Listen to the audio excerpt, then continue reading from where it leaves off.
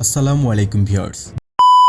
Hello viewer, welcome back to another video. Viewer, बहुत ही ज्यादा इंटरेस्टिंग और बहुत ही ज्यादा इंपॉर्टेंट किस्म की वीडियो आज हम आप लोगों के लिए लाए हैं। वीवर, ये जो एयरक्राफ्ट है फ्यूचर में इंशाल्लाह बांग्लादेश की एयरफोर्स में ऐड हो सकता है और इस फाइटर जेट की ये क्वालिटी है कि ये ओपोनेंट के फाइटर जेट को डिस्ट्रॉय कर सकता है इंस्टेंटली। बहुत बड़े बड़े इसमें फीचर है। तो वीवर, बहुत ही जबरदस्त किस्म की आज की वीडियो होने वाली है। अभी तक आप लोगों ने हमारे चैनल को सब्सक्राइब नहीं किया हुआ तो जल्दी से हमारे चैनल को सब्सक्राइब कर लीजिएगा। तो without wasting the time video को स्टार्ट करते हैं।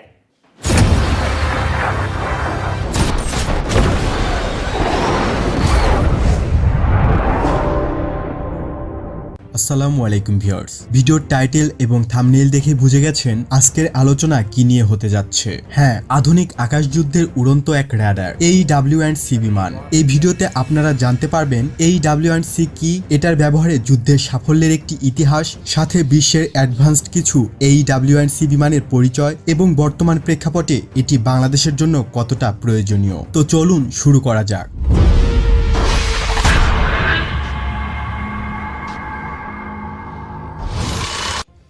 AEW&C জিনিসটা আসলে কি? AEW&C এর ফুল মিনিং হলো এয়ারবোর্ন আর্লি ওয়ার্নিং কন্ট্রোল বিমান। সাধারণত মাটিতে থাকা রেডার স্টেশনের একটা বড় অসুবিধা হচ্ছে নিচু দিয়ে চলা উড়োযান সহজে ডিটেক্ট করতে পারে না। ভূমির অসমতল গঠন, বাহ্যিক ইন্টারফেয়ারেন্স প্রভৃতি কারণে এই সমস্যাটা হয়ে থাকে।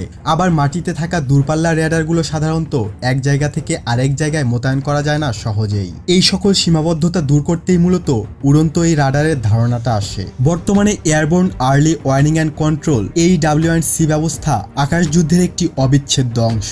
1982 সালে ইসরায়েল অপারেশন মোল ক্রিকেট 19 এর মাধ্যমে দেখিয়েছে এয়ারবোর্ন আর্লি ওয়ার্নিং অ্যান্ড কন্ট্রোলের ক্ষমতা কিরকম হতে পারে, কিভাবে একই সঙ্গে শত্রুর এয়ার ডিফেন্স সিস্টেম এবং যুদ্ধবিমানের বহর ধ্বংস করা যায়। তার আদর্শ উদাহরণ হচ্ছে এই অপারেশনটি, যেখানে ইসরায়েল পুরো অপারেশনটি পরিচালনা করেছিল E2 হকাই AEW&C কে কেন্দ্র করে। 1981 সালে যুক্তরাষ্ট্র থেকে তারা 4টি E2 হকাই কিনেছিল।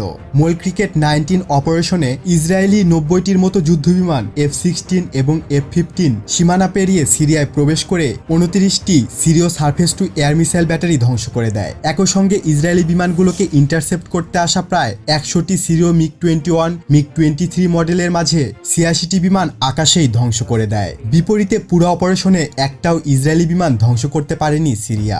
শুধুমাত্র একটা ইসরায়েলি ড্রোন ধ্বংস করতে পেরেছিল সিরিয়া। আর ইসরায়েলের এই অবিস্মরণীয় সাফল্যের পিছনে অবদান ছিল E2 হকাই AW&C এর। তো সেটা কিভাবে? E2 গুলো সিরিয়ার অভ্যন্তরে মোতায়েন করা এয়ার ডিফেন্স সাইটগুলোকে চিহ্নিত করে নিজেদের F-15, F-16 বিমানগুলোকে অনেক আগে থেকেই সাইটগুলোর অবস্থান জানিয়ে দেয়। আবার ইসরায়েলি বিমানগুলোকে ইন্টারসেপ্ট করতে আসা সিরীয় বিমানগুলো কোথায়, কয়টি করে কোন ফরমেশনে এগিয়ে আসছে, এই সবকিছুর তথ্য আগে থেকে জানিয়ে দেয়। অন্যদিকে সিরিয়ার রাডার স্টেশন থেকে যাতে কোনো তথ্য সিরীয় বিমানগুলো পেতে না পারে সেজন্য শক্তিশালী জ্যামিং নেটওয়ার্ক গড়ে তোলা হয় E2 গুলোর মাধ্যমে। এভাবে E2 হকাই AW&C এর মাধ্যমে চমৎকার সমন্বয় ব্যবস্থা গড়ে তুলে ইসরায়েল একটা অভাবনীয় বিজয় ছিনিয়ে নিয়েছিল।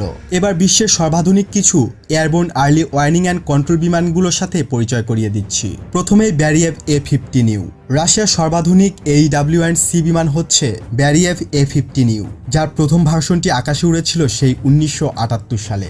অবশ্য পশ্চিমারা এই বিমানের খোঁজ পায় প্রায় 1.5-2 বছর পরে 1980 সালে। ব্যারিয়েভ কোম্পানি A-50 গুলো মূলত IL-76 পরিবহন বিমানের ওপর ভিত্তি করে তৈরি করে। মূল বিমানের 30 ফিট ব্যাসের ভেগা M নামের একটা রাডার অ্যান্টেনা বসিয়ে AW&C তৈরি করেছে তারা। 650 কিলোমিটারের বেশি ব্যাসার্ধে নজরদারি চালানো যায় রাডারটি ব্যবহার করে। আর A-50U এর উপর ভিত্তি করে রাশিয়া আরও উন্নত A-100 তৈরির কাজ চালাচ্ছে, যেগুলো এই বছরের শেষের দিকে রাশিয়ান বিমান বাহিনীতে দেখা যেতে পারে।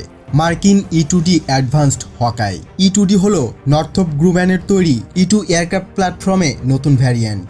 আমেরিকান E2D অ্যাডভান্স মূলত মার্কিন নৌবাহিনীর যুদ্ধ পরিচালনা কমান্ড এবং যুদ্ধকালীন সময়ে কিভাবে নিয়ন্ত্রণ পরিচালনা করবে তার একটি গেম চেঞ্জার অস্ত্র।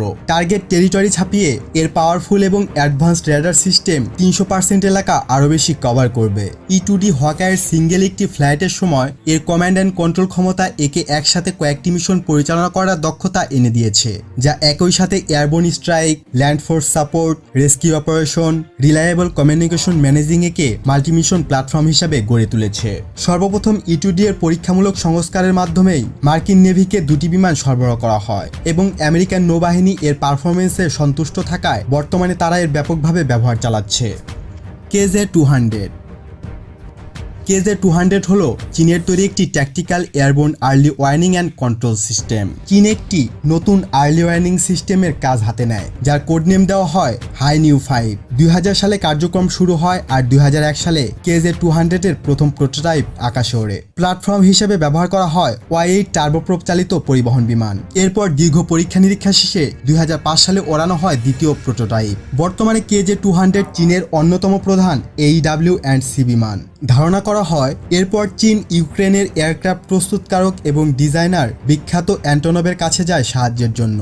অতঃপর নানা চড়াই উতরাই পেরিয়ে 2008 সালের পর থেকে গণহারে ম্যানুফ্যাকচারিং প্ল্যান্ট থেকে বেরিয়ে আসতে শুরু করে KZ-200। KZ-200 এর র্যাডার হিসাবে সুইডিশ এরিকসন P890 সদৃশ একটি AES রাডার ব্যবহার করা হয়েছে, যার রেঞ্জ 300 কিলোমিটার। কিছু কিছু জায়গায় লেখা আছে 400 থেকে 500 কিলোমিটার। वंडरफुल वीवर, क्या शानदार किस्म का ये फाइटर है। ये इतना ज्यादा कैपेबल है कि ओपोनेंट के फाइटर जेट को डिस्ट्रॉय कर दे। अर्ली एयरबोर्न अर्ली वार्निंग वीवर, ये बहुत ही ज्यादा शानदार किस्म का फाइटर जेट है और असल में यही तो बांग्लादेश की आर्मी को नीड है, इस किस्म के फाइटर जेट की। वीवर, बांग्लादेश को इस फाइटर जेट को एयरक्राफ्ट को डेफिनेटली बाय करना चाहिए। तो वीवर, अगर आप लोगों को इस किस्म की मजीद इंटरेस्टिंग वीडियो देखनी है तो जल्दी से हमारे चैनल को सब्सक्राइब कर लीजिएगा। मिलते हैं आपसे नेक्स्ट वीडियो में इंशाल्लाह, तब तक के लिए अल्लाह हाफिज।